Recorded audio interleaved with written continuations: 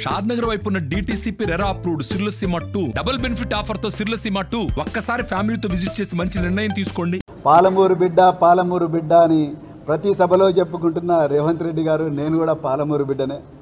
మీరు ఒకవైపు మరి శృతి మెత్తగా నన్ను పొగడుతూనే మరోవైపు నన్ను చాలా శృతి మెత్తగానే వార్నింగ్ ఇస్తున్నారు మీరు. సో నిన్న మీరు Telangana state public service commission చైర్మన్కు మరి నన్ను చైర్మన్ పదవికి నన్ను మరి ఆహ్వానం పలికినట్టుగా మరి నేను దాన్ని తిరస్కరించినట్టుగా చెప్పిండ్రు. మరి నేను మళ్ళీ చెప్తున్నా, నేను తిరస్కరించిన మాట వాస్తవమే. నేను ప్రజాక్షేత్రంలో ఉండాలనుకున్నా. సో ఇది వాస్తవమే.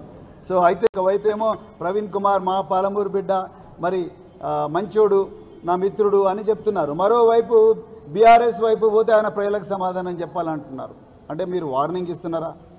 లేకపోతే మీరు గేట్లు తెరిస్తే మరి చాలామంది పిరికి పందలు, చాలామంది అసమర్థులు, చాలామంది స్వార్థపరులు, సో వాళ్ళందరూ కూడా ఆ గేట్ల గొర్రెల మంది ఎలాగ వస్తున్నారు. ఆ గొర్రెల మందిలో ప్రవీణ్ కుమార్ ఒకడు కాలేదు. ప్రవీణ్ కుమార్ నిజమైన నిస్వార్థంగా నిజమైన నికార్సైన నిజాయితీ కోసం పనిచేసే నాయకుడు కాబట్టి ఆ గొర్రెల మందిలో ఒకడు కాలేదని బాధపడుతూ మరి అక్కసుతో ఈ మాట అంటున్నారా రేవంత్ రెడ్డి గారు? మరి మీరే చెప్పాలి. సో నేను ఎప్పుడు కూడా ఆ గొర్రెల మంది ఉండదలుచుకోలేదు. చాలామంది అన్నారు ఎంత ప్యాకేజ్ తీసుకున్నావు కేసీఆర్ దగ్గర అని అంటా ఉన్నారు సోషల్ మీడియాలో. ఎంత ప్యాకేజ్ తీసుకొని పోతున్నాం మిత్రులారా? నేను మళ్ళీ చెప్తున్నా, ప్యాకేజీ తీసుకుంటానైతే నేను అధికార పార్టీ దగ్గర రేవంత్ రెడ్డి దగ్గర ఆయన గీసిన గేట్ల దగ్గర కూర్చొని మరి ఆ సీట్లలో కూర్చునేటోని ప్యాకేజీల కోసం వచ్చినోని కాదు. ఒక అభివృద్ధి, తెలంగాణను పునర్నిర్మాణం చేయడానికి ఒక యజ్ఞంలో భాగస్వామి కావడానికి వచ్చిన, అంతే తప్ప ప్యాకేజీల దృష్టితో ఇక్కడికి వచ్చినామని కాదు.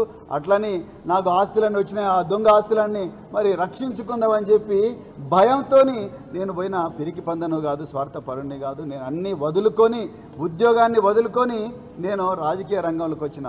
నేను పోలీసు ఉద్యోగులు నాకు పక్కకు పెట్టి కేసీఆర్ గారు ఇచ్చిన ఆపర్చునిటీతో నేను 10 సంవత్సరాలు గురుకుల పాఠశాల సెక్రటరీగా పనిచేసి 10 లక్షల మంది విద్యార్థులను ప్రయోజకులుగా చేసిన.